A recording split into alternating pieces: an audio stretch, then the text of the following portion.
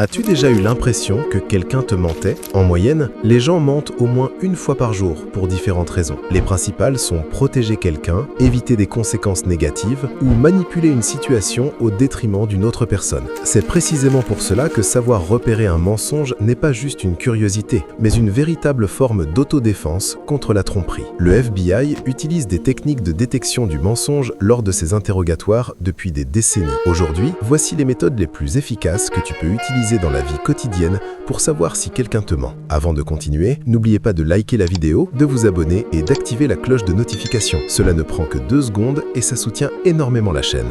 Commençons par la première. Posez les bonnes questions.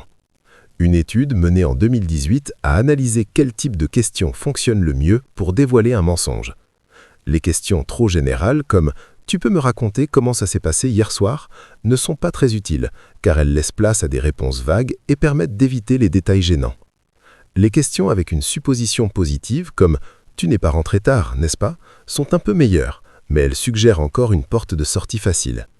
Les plus efficaces sont les questions ouvertes basées sur une supposition négative. Par exemple, « Qu'est-ce qui t'a retenu si tard hier soir ?» Ce type de question pousse la personne à révéler un vrai problème, ou, si elle ment, à inventer une histoire plus détaillée, ce qui rend les incohérences plus faciles à repérer. En même temps, il est important de garder une atmosphère calme et d'éviter un ton accusateur qui mettrait l'autre sur la défensive. La règle des 5 secondes est une autre approche efficace. Après avoir posé une question, les 5 premières secondes sont cruciales. C'est à ce moment-là qu'il faut observer et écouter attentivement. Pourquoi ? Parce qu'après 5 secondes, le cerveau a déjà eu le temps de réfléchir, reformuler ou se distraire. La réaction initiale est donc la plus authentique. Les signes à observer peuvent être verbaux, comme des contradictions, ou le fait d'éviter la question, ou non-verbaux, comme toucher son visage ou détourner le regard. Un seul signe ne veut pas dire grand-chose, car cela peut dépendre des habitudes de la personne. Mais si 2 ou 3 signaux apparaissent en même temps, ce qu'on appelle un cluster, la probabilité de mensonge augmente fortement. Un autre point clé est le comportement inhabituel. Les agents du FBI commencent souvent par poser des questions neutres pour observer le comportement normal de la personne. Ton de la voix, posture, manière de parler, gestes naturels. Cela s'appelle la ligne de base. Plus tu connais quelqu'un, plus il est facile de repérer cette base. Ensuite, lorsque la conversation devient plus sensible, observe les changements. Si une personne qui te regarde habituellement dans les yeux commence soudainement à éviter ton regard, cela peut être un signal d'alerte. La technique de la double question consiste à poser 2 questions liées au même événement à différents moments, en changeant légèrement l'angle. Par exemple, « Tu es allé à la salle hier, c'est ça ?» Puis quelques minutes plus tard, « Quel entraînement as-tu fait hier ?» Si les réponses ne correspondent pas parfaitement, il se peut que quelque chose ne soit pas cohérent.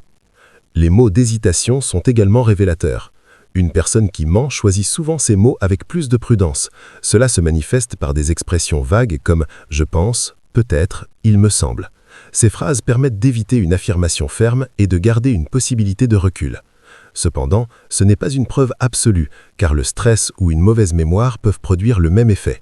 Il faut surtout y prêter attention si cela apparaît à des moments clés de l'histoire. Le changement soudain de sujet est un autre signal d'alerte. Lorsqu'une personne tente brusquement de détourner la conversation, cela peut signifier qu'elle est mal à l'aise et cherche à éviter de révéler quelque chose. La technique de l'interruption avec changement de contexte est une technique plus avancée. Mentir demande un effort mental important, inventer, se souvenir de ce qu'on a dit et éviter les contradictions. Si au milieu de son récit tu poses une question inattendue comme « Qu'est-ce que tu faisais juste avant ?», tu augmentes sa charge mentale. Observe alors sa réaction. S'il semble confus ou redémarre l'histoire avec des éléments différents, cela peut indiquer un mensonge. Le meilleur moment d'interrompre est au milieu de son récit, lorsque sa concentration est maximale. Ensuite, tu peux simplement dire « Désolé pour l'interruption, continue » et observer attentivement. La technique du faux détail consiste à introduire volontairement une information incorrecte. Par exemple, tu as dit que c'était mardi, mais le magasin était fermé ce jour-là, n'est-ce pas ? Une personne honnête corrigera généralement l'erreur immédiatement. Une personne qui ment risque davantage d'accepter le faux détail pour éviter de créer une contradiction supplémentaire. Enfin, analyse la cohérence du temps. Pose des questions précises sur les horaires. À quelle heure es-tu parti ? À quelle heure es-tu arrivé ? Les menteurs ont souvent du mal à maintenir une chronologie réaliste. Si les durées ne correspondent pas à ce qui serait logiquement possible, cela peut indiquer qu'une partie de l'histoire est inventée. Chacun a sa propre façon de mentir. Certaines personnes sont plus habiles que d'autres. Pour obtenir les meilleurs résultats, combine ces techniques avec ton intuition et prête une attention attentive aux signaux envoyés par l'autre. C'est ainsi que tu pourras vraiment sentir quand quelque chose ne va pas et te protéger contre la manipulation. Commente « Je vois clair » si cette vidéo t'a ouvert les yeux. Beaucoup pensent qu'ils ne se font pas manipuler, jusqu'au jour où ils réalisent qu'ils ont ignoré des signaux évidents. Si tu as reconnu certains comportements, que ce soit chez les autres ou même chez toi, sache que tu n'es pas seul. Comprendre ces mécanismes, c'est déjà reprendre le contrôle. Et si tu veux continuer à développer ton intelligence émotionnelle et apprendre à te protéger contre la manipulation, abonne-toi maintenant et active la cloche de notification.